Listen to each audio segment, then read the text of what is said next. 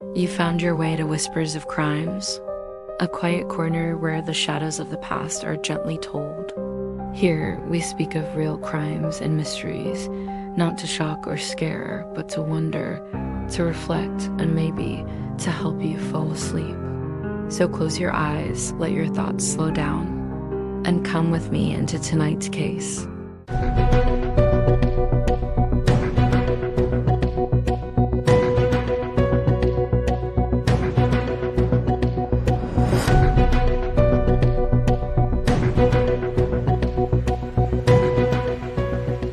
What happens when a dark fantasy turns into a horrifying reality? In 2001, a German man's online ad would lead to one of the most gruesome crimes ever recorded, a story of consent, cannibalism, and murder that shocked the world. This is the chilling case of Armin Meiwes, the Rotenburg cannibal. Dare to hear the full story? Chapter 1. Early life and psychological background of Armin Meiwes. Armin Meiwes was born on December 1st, 1961, in Essen, West Germany. His childhood was marked by profound isolation and emotional deprivation. When he was 8 years old, his father abandoned the family, leaving Armin to be raised by his mother alone. His relationship with his mother was described as controlling and overbearing, leading Armin to withdraw into himself. He had few friends during his childhood and adolescence, and he struggled socially.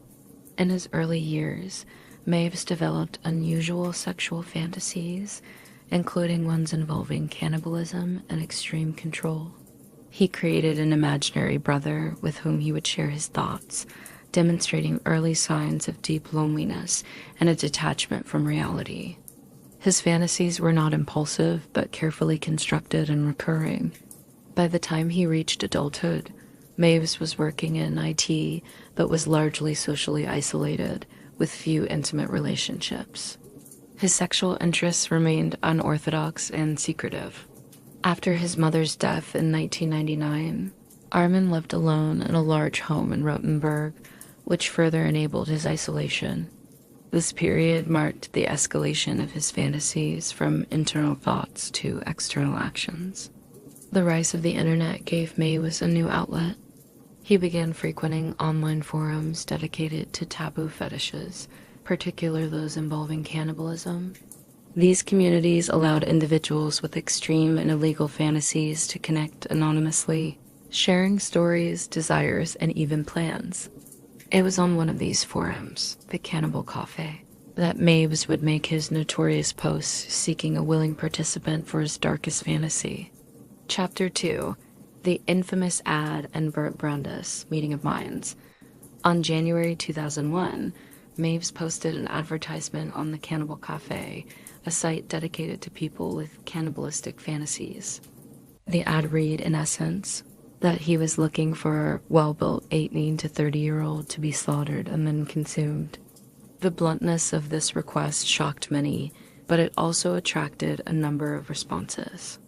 Among those who replied was Bernd Jürgen Brandes, a 43-year-old computer technician from Berlin. Brandes himself suffered from deep psychological issues, including depression, suicidal ideation, and a fascination with masochism and cannibalism. Unlike many potential victims, Brandes actively wanted to be killed and eaten, believing it to be the ultimate form of surrender and intimacy. Their communication, which lasted several weeks, was detailed and explicit. Both men exchanged letters and emails discussing the logistics of the act, consent, and expectations. Brandes was fully aware of the risks and expressed his desire to proceed. This correspondence became a critical piece of evidence during the trial, where the question of consent would dominate. In March 2001, Brandes traveled to Meiwes' home in Rotenburg, agreeing to participate in what he saw as a consensual and mutually desired act. The meeting of the two men marked the crossing from fantasy to reality, setting the stage for one of the most disturbing criminal cases in modern German history. Chapter 3. The horrific act, consent, cannibalism, and death. On the day of their meeting, March 9th, 2001, Maves and Brandis videotaped the entire encounter.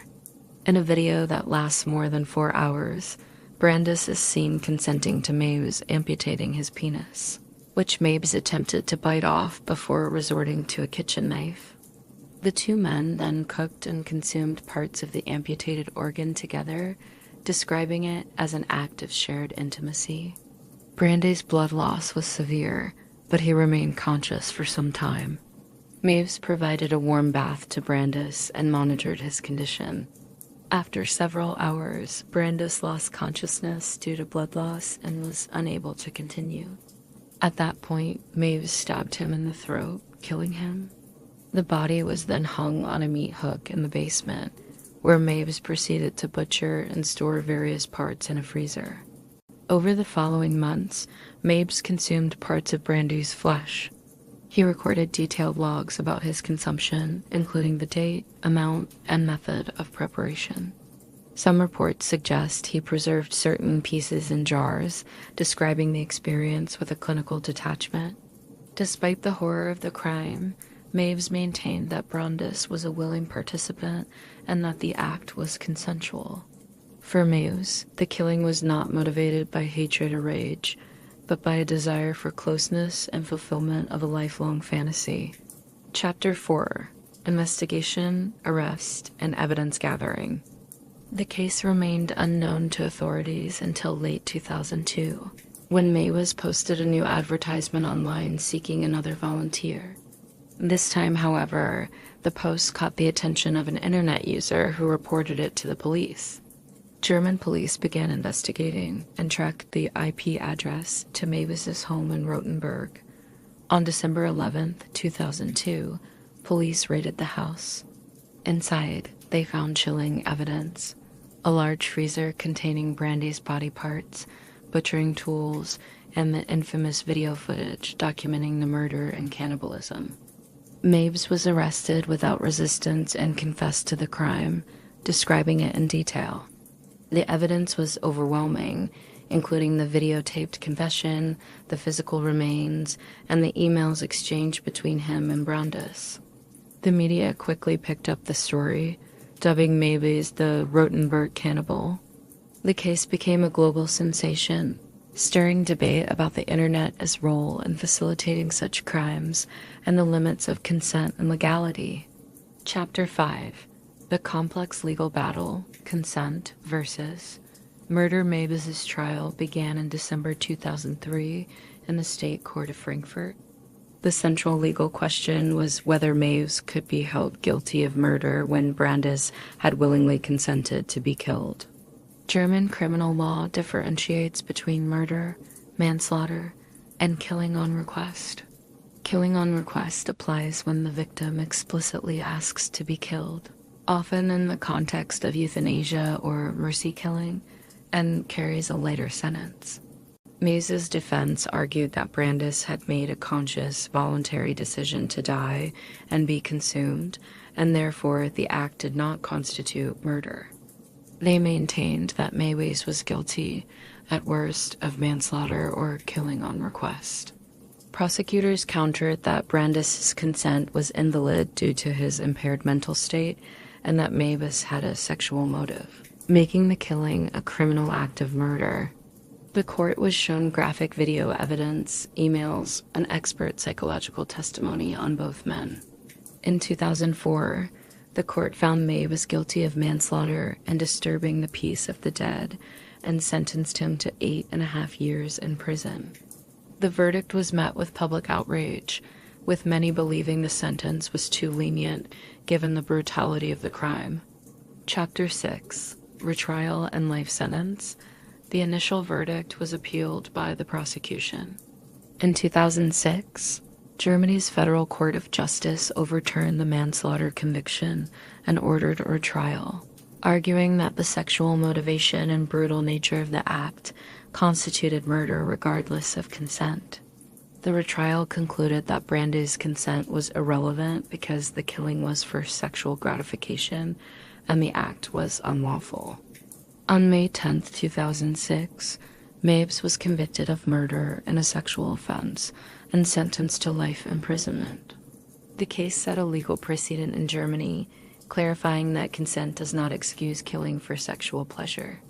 Mays' life sentence also included a determination that he was dangerous to society and must serve at least 15 years before parole could be considered.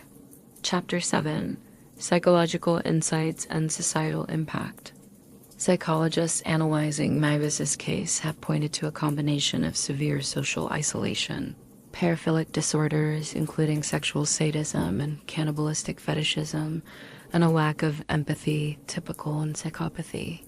However, Mavis was also described as organized, articulate, and capable of rational planning, making him an atypical offender in many ways. His case raises profound questions about the boundaries of human sexuality and consent. It also exposed the dark side of internet subcultures that can enable dangerous fantasies to manifest into real-world harm. The Maves case has inspired numerous documentaries, books, and films exploring the psychology of extreme fetishes, the challenges of legal definitions of consent, and the ethics surrounding autonomy and harm. Currently incarcerated, Mabes has expressed remorse in interviews and reportedly adopted vegetarianism in prison. Yet his crime remains a stark reminder of the darkest potentials of human psychology when isolation, fantasy, and opportunity collide. That's all for tonight's story. Another thread in the web of true crime, quietly unraveling as the night goes on. If you're still with me, thanks for listening. And if sleep has already taken you, may your dreams be peaceful and your mind at ease. I'll be here next time by the fire with another story waiting to be told. Good night, and don't forget to lock your doors.